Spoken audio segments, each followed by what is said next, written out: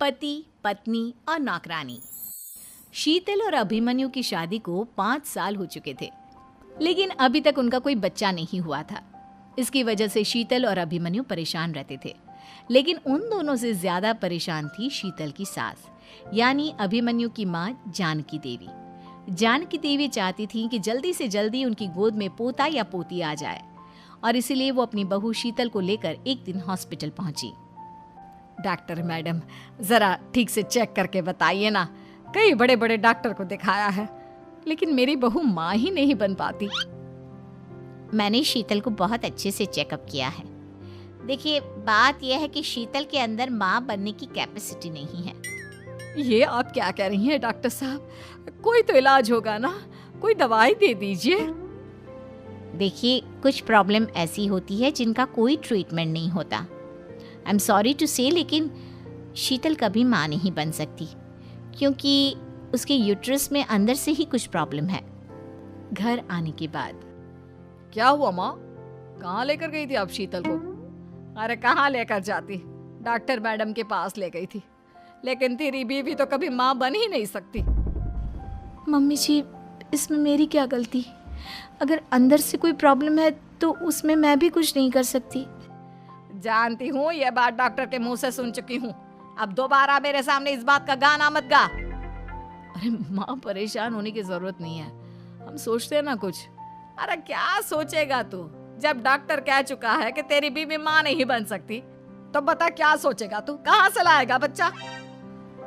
माँ, ये तो मैं भी नहीं जानता। अभिमन्यु, क्यों ना हम अनाथ आश्रम से एक बच्चा गोद ले आए? क्या फर्क पड़ता है बच्चा हमारा हो या गोद लिया हुआ? हाय, बड़ी बातें बनाने वाली। क्या फर्क पड़ता है? अरे क्यों फर्क नहीं पड़ता?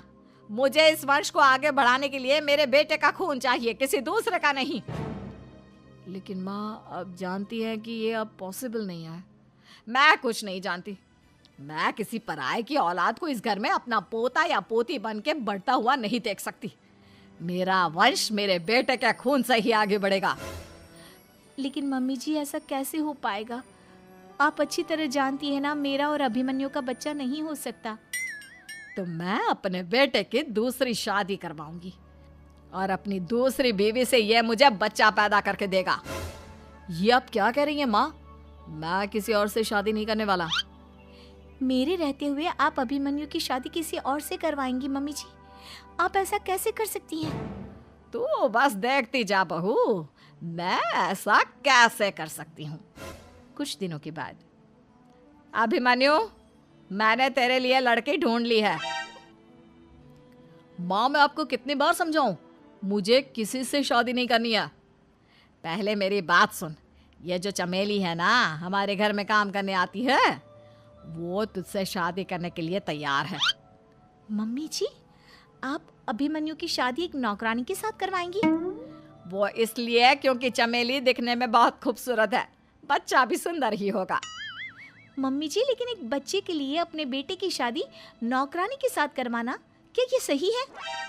अगर अभिमन्यु ने शादी नहीं की ना, तो मैं अपनी जान दे दूंगी।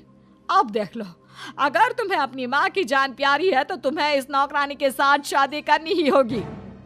इस तरह जानकी देवी अपने बेटे अभिमन्यु की शादी नौकरानी चमेली के साथ करवा देती है। कुछ दिनों के बाद, नौकरानी से मालकिन बन के तो मजा आ गया। अब तो मैं इस घर की मालकिन हूँ। देखो, अपने आप को ज्यादा मालकिन समझने की कोशिश मत करो। एक बार तुम्हारा और अभिमन्यु का बच्चा इस दुनिया में आ जाए, उसके बाद तुम इस घर से हमेशा के लिए चली जाना। अरे जाओ जाओ, किसी और के आगे बातें बनाना। एक बच्चा तो पैदा नहीं कर सकी, बढ़िया आई। जाओ, जाकर मेरे लिए कॉफी बना कर लाओ। नौकरानी मैं हूँ या तुम? मम्मी जी, देखिए ना शीतल मुझसे किस तरह से बात कर रही है। शीतल, तुम्हें पता है ना चमेली प्रेग्नेंट है, मेरे बेटे के बच्चे की माँ बनने वाली है।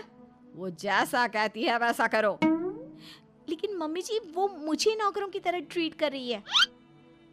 अरे तो करेगी ना, वैसे भी बहू तुम हो किस काम की? एक बच्चा तो पैदा नहीं कर सकती। जाओ, अब घर के सारे काम करो और चमेली को आराम करने दो। थैंक यू मम्मी जी, भगवान आपका भला करे। आप नहीं होती तो मैं नौकरानी से महारानी कैसे बनती? देखो, तुम्हें जो चाहिए सब मिलेगा, खूब खाओ पियो, मजे की जिंदगी जियो, लेकिन बस मुझे एक बच्चा पैदा करके दे दो। कुछ दिनों के बाद, मम्मी, बच्चे के लिए आपने मेरी शादी चमेली के साथ करवा तो दी, लेकिन दिन और रात का चैन मिट गया है। सारा दिन शीतल और चमेली की बहस चलती रहती है। अब शीतल को इस घर में रखने से क्या होगा? मैं तो कहती हूँ उसे घर से निकाल दो, है भी किस काम की। मैं ऐसा नहीं कर सकता माँ, वो मेरी पत्नी है, उससे बहुत प्यार करता हूँ मैं। तुम्हारी पत्नी चमेली है, चमेली, उससे प्यार करो। अरे तुम्हारे बच्चे को जन्म देने वाली है वो। अभिमन्यु, मैं खुद ही इस घर से चली जाती हूँ। वैसे भी अपने ही घर में नौकरों की तरह रहकर परेशान हो चुकी हूँ। घर की नौकरानी मेरे ऊपर हुक्म चलाती है, वो तुम्हारी पत्नी बन चुकी है। अब मेरा इस घर में क्या काम? अभिमन्यु के बार बार रोकने पर भी शीतल उस घर से चली जाती है। कुछ दिनों के बाद चमेली एक बच्चे को जन्म देती है। भगवान ने मेरी सुन ली, मेरे बेटे का घर भर गया, उसका अपना बच्चा इस दुनिया में आ गया। मम्मी जी, बच्चे को हाथ लगाने से पहले मेरी एक शर्त तो सुन लो। तुम कहना क्या चाहती हो चमेली? आपकी मम्मी को बहुत शौक था ना अपने पोते को खिलाने का। अब देखो, इस दुनिया में हर चीज की कोई ना कोई कीमत तो होती है। तुम अपनी आधी प्रॉपर्टी मेरे नाम कर दो, बच्चा तुम्हारे नाम। अरे लेकिन मैंने अपने बेटे से तुम्हारी शादी करवाई है, अब ये सौदेबाजी कहाँ से आ गई? जो औरत अपनी बहू को घर से निकाल कर एक नौकरानी के साथ अपने बेटे की शादी करवा दे, वो तो सौदेबाजी कर ही सकती है ना। उसका कैसे भरोसा कर सकते हैं? मुझे बस आप लोगों की प्रॉपर्टी चाहिए, उसके बाद ही बच्चे को आप हाथ लगा सकते हैं। मैंने कहा था ना मम्मी, आप गलत कर रही हैं। देखिए, उसका नतीजा आपके सामने है। जब शीतल को पता चलता है कि अभिमन्यु और चमेली का बच्चा दुनिया में आ गया है, तो वो अपने घर पहुंचती है। अभिमन्यु, कहाँ है आपका बच्चा? क्या मैं उसे देख सकती हूँ? कुछ भी मत पूछो शीतल, माँ की हुई एक गलती हम लोगों पर भारी पड़ रही है। वो नौकरानी अपनी औकात पर आ गई है और अब हमसे अपनी आधी प्रॉपर्टी मांग रही है, वो भी बच्चे के बदले में। एक बात कहूँ अभिमन्यु, आप उससे कुछ भी देने से मना कर दो। अरे कैसी बात कर रही हो? मेरे बेटे की औलाद है उसके पास, ऐसे कैसे मना कर दे? मम्मी जी, वो अभिमन्यु का बच्चा नहीं है, वो चमेली और उसके बॉयफ्रेंड का बच्चा है। ये तुम क्या कह रही हो शीतल? ये देखिए वीडियो, चमेली और उसका बॉयफ्रेंड आपस में बातें कर रहे हैं कि उन दोनों ने मिलकर आपको बेवकूफ़ बनाया है और अब इस बच्चे के बदले आपसे प्रॉपर्टी भी हड़प लेंगे। हे भगवान, ये मुझसे क्या हो गया? ना तो बच्चा मिला और अपने बेटे की नौकरानी के साथ शादी करवा दी सो अलग। अब क्या होगा? मुझे माफ़ कर दो शीतल, मेरी वजह से तुम्हें बहुत तकलीफ हुई है। अभिमन्यु, मैंने कहा ना, उस नौकरानी को उसके बच्चे सहित इस घर से बाहर निकाल दो। लगता है मेरे अभिमन्यु का बाप बनने का सपना अधूरा ही रह जाएगा। अभिमन्यु, अपनी मम्मी से कहो कि परेशान ना हो।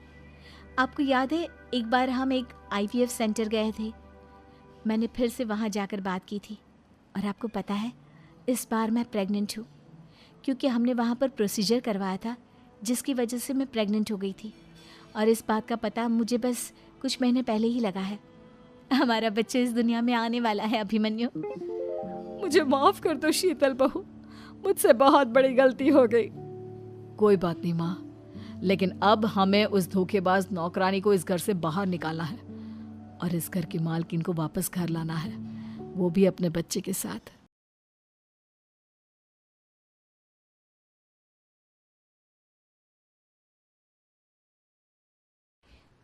दिव्या को देखने लड़के वाले आए हैं, लेकिन उनकी बातों से लग रहा है कि वो लंबी लंबी फेंक रहे हैं।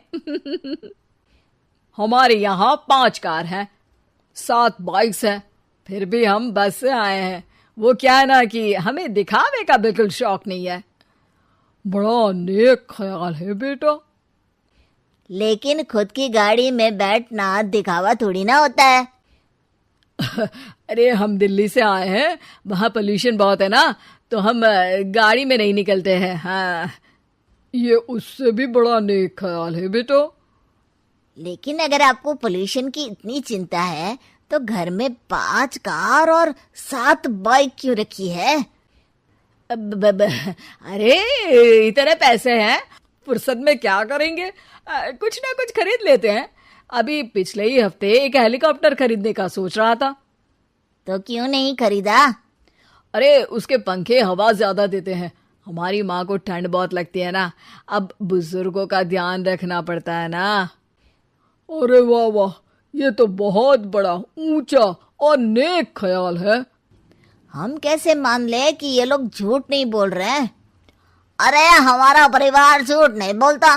दिल्ली शहर में किसी से भी पूछ लीजिएगा, हमारे बेटे का बड़े लोगों में उठना बैठना है। हाँ।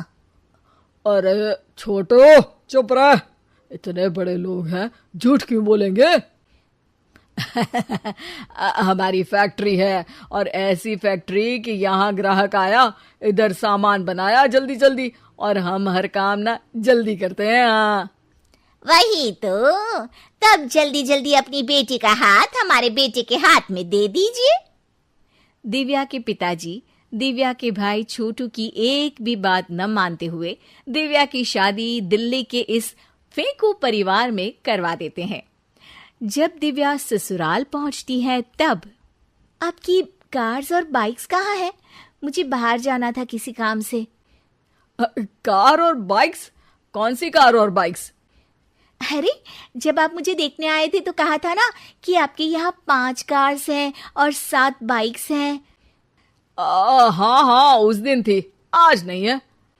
है? आज कहाँ गई? अरे जिनकी थी वो ले गए। मतलब वो आपकी नहीं थी? आपने तो कहा था हमारे घर पर है। हाँ घर पर थी, बाबूजी का एक पार्ट टाइम काम है कार और बाइक धोने का। उस दिन घर पे 5 कार और 7 बाइक्स थी तो बोल दिया था। अरे झूठ थोड़ी ना बोला है, जैसा था वैसा बोल दिया। और वो हेलीकॉप्टर खरीदने वाली बात, वो झूठ थी क्या? अरे बिल्कुल नहीं, शहर में एक नई कंपनी आई है पंखे की, जिसके पंखे बड़े हैं। कंपनी का नाम हेलीकॉप्टर रखा है।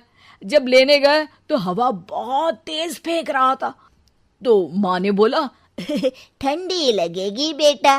वैसे भी दिल्ली में ठंड ज्यादा होती है ना। झूठ कहाँ बोला मैंने, जैसा था वैसा बोल दिया। हे भगवान, और वो फैक्ट्री वाली बात, इधर ग्राहक आया उधर सामान तैयार। अरे वो भी तो बिल्कुल सही है। मेरा ना पानी पूरी का ठेला है, इधर ग्राहक आता है उधर पानी पूरी बना देता हूँ। अरे झूठ कहाँ बोला, जैसा था वैसा बोल दिया। हे राम, मेरे तो कर्म फूट गए। आपने तो कहा था कि आप लोगों का बड़े लोगों में उठना बैठना है। अरे है तो, पहले मैं बहुत बड़े लोगों के यहाँ नौकर था। जब भी कोई गलती करता तो वो मुझसे उठक बैठक लगवा देते। हो गया ना बड़े लोगों में उठना बैठना। दिव्या अपने साथ हुए धोखे पर रोने लगती है और ठान लेती है कि वो ससुराल वालों को लाइन पर लाकर ही रहेगी और उनकी ये झूठ बोलने वाली आदत छुड़वा कर रहेगी। आप लोग खाने में क्या लेंगे? करेला खा लूंगा। अरे मुझे तो टिंडे खाने हैं। कद्दू खाऊंगा। अच्छी बात है, खाने की टेबल पर मिलते हैं।